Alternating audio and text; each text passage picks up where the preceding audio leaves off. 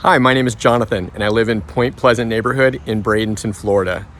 I received an email from one of my neighbors asking if I would take a little bit of time to record a video answering a few key questions about Point Pleasant. So the first question is, what are some of the things I love so much about Point Pleasant? Well, let's start with this beautiful historic house that my wife and I are such lucky people to be the stewards of. I've never owned a house younger than 100 years old, believe it or not.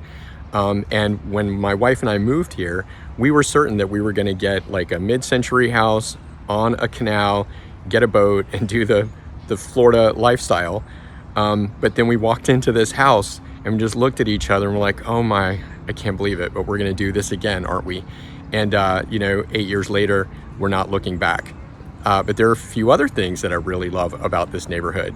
Like this beautiful house, and this beautiful house, and this beautiful house, this beautiful house, this beautiful house, beautiful foliage everywhere, this beautiful house, this beautiful house, and many others, too many to make this video.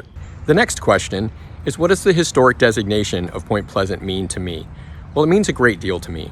When we took on this house, the previous owners handed over a lot of historic documents about the people who built the house and families that lived in it since then. And in reading it, what you really come to understand is the history that we've been given is not just about this house, but it's about Bradenton.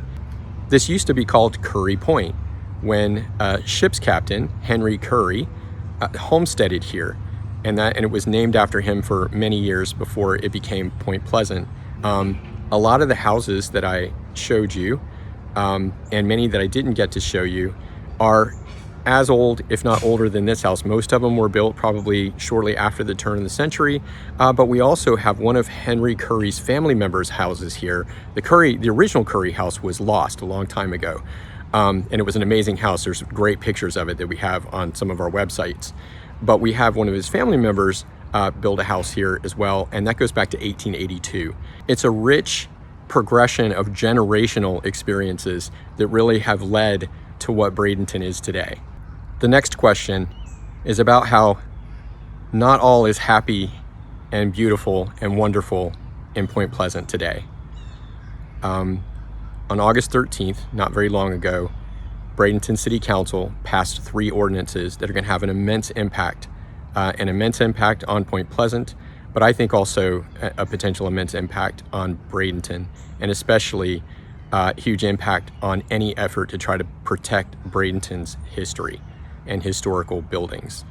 I'm not going to talk about all of them, but the 3 ordinances were 4035, 4036, and 4037. You can go to Bradenton's city website and you can read all about it. It's all public record. But 4036 includes a development agreement between the developing party, and I'm not going to say their names, but it's a huge development. And what the development agreement allows them to do is not only increase the density twofold on the property that they own, but any future property that they acquire in the area is automatically rolled into the agreement and subject to the same land use, which, by the way, is 40 units per acre.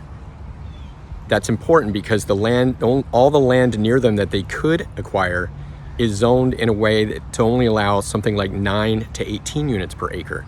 So it's a very big difference, and we will have no say in that. It happens automatically with no need for amendment, no oversight.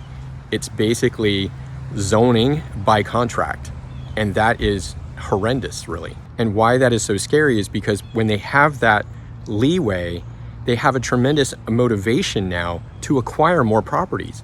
And they don't acquire properties here in historic Point Pleasant because they like pretty old houses.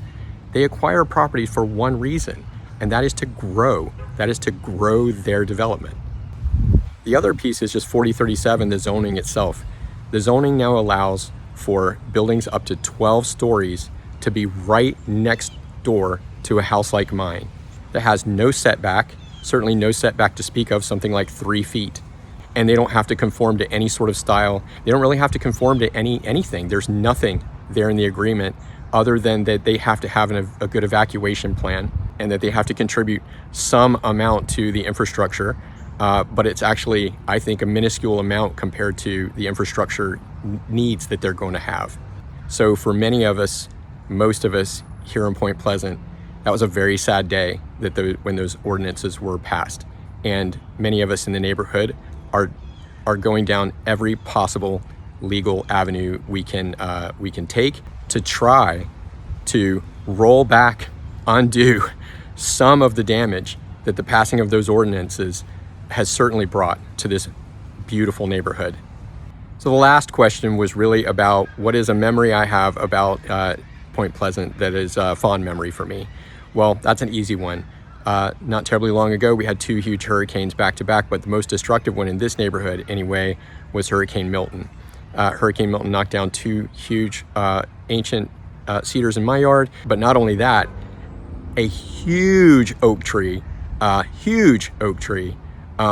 fell behind the neighbor's house here, and it blocked the entire street over on the other side here and into the neighbor's yard across the street, and basically filled up his whole driveway. Neighbors who had their own damage and their own cleanup to deal with all came out. I will tell you, we got that place cleared up. It was a hard day, but it was such a great moment of everyone coming together and bonding over what could have been an extremely stressful and distressing situation.